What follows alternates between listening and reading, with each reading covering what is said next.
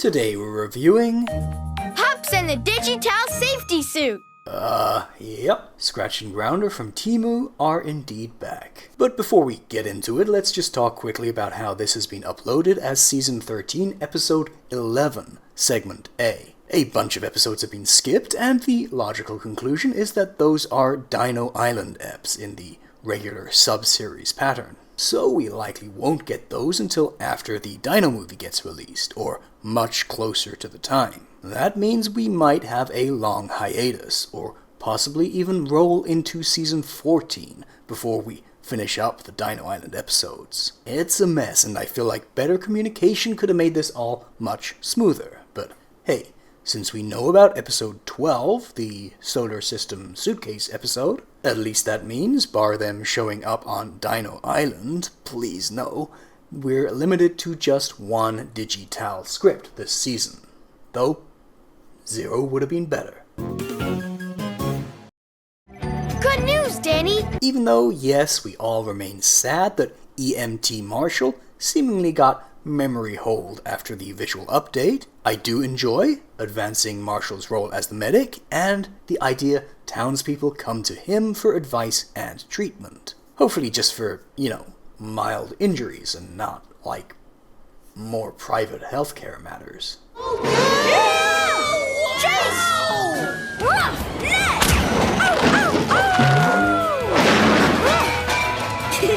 Don't think I've ever had to catch myself before. That was a really fun little bit, and indeed, something different. At least after the bounce, there was also a very nice sense of weight to the motion. So, Tiny Seed, what do you think of your new home? Whoa! Oh! I'm sorry, what was that? This was kind of funny. Not laugh out loud funny, but also not nitpick how it wouldn't work in real life because we can perceive the direction of sound unfunny either. The level of funny where you can accept little things for the sake of the gag and, faintly smirk just a little bit. I don't know if it's just because it's been so long since we last saw it, but I don't recall Zuma sounding so cute with that yay before. Safety suits? That doesn't look so safe to me. It's on the level of bare minimum, and of course actually giving them real roles by reducing screen time for dumb robots is much better, but at least this gives these two something to say in this segment. Now we are sinking! Success! I understand displacement much better now. So close to being funny there without quite getting there. But yeah, that's not the positive point here. The positive point is this water spout is a very nice fluid sim. While I don't think it looks great or is very funny or anything, I do appreciate the effort the animator put into this shot and cloth simming the mesh for this effect. Yeah, cool action shot. Let's keep in mind how much better things look when they seem to have real weight and momentum. Yes! Thanks for the awesome new glove, guys! Hey, look! Zuma and Rocky actually made eye contact. I thought that was strictly verboten in 2026 for reasons unknown. Did someone say... Only a few seconds into the segment and they've already ruined it. Well, I'm exaggerating, but they've certainly made this segment getting a thumbs up a real uphill battle. They're just so fundamentally annoying and unpleasant on every one of the senses. And yes, I am suggesting I can smell them from here. Oh! A robot arm? Did they redesign Danny again? Last season felt like he was one of the big beneficiaries of the visual update, alongside Jake and Katie. But in this segment, he looks a bit weird and somehow like a cereal box mascot.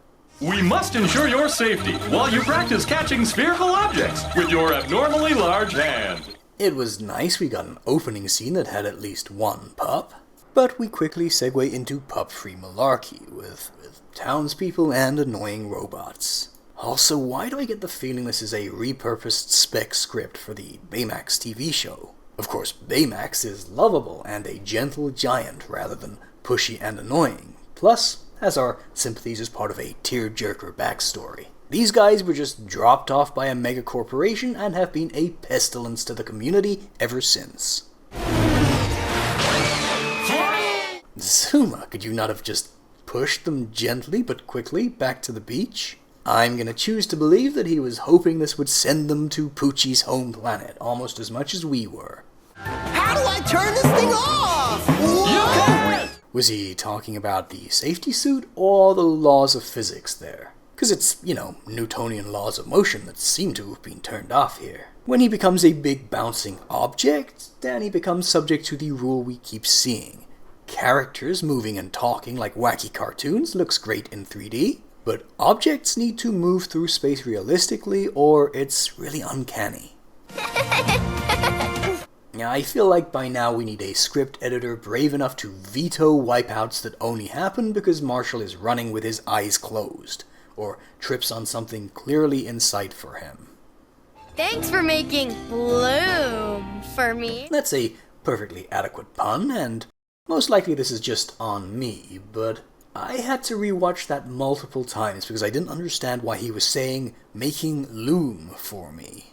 Thanks for making bloom for me. It was quite hard, for me at least, to hear bloom. Tiny nitpick, but it looks weird when soil is falling around them and they don't blink. Thank you for saving us with your flotation peppermint. There should probably be a limit to how big Zuma's life buoys can get. Also, after we just heard about displacement and buoyancy, this is a little beyond cheeky. I guess to be super charitable, we can say the reason he launched them in the air was to get rid of the water in the pot so that he'd have adequate magical buoyancy here. But yes, this is again being massively over persnickety. Digi Tal! Wow, he looks cute here. I'd say that thinking pause was ill-advised. It really looked like Chase just forgot his line. Wallops! How'd you do it? My question was more, why do you do it?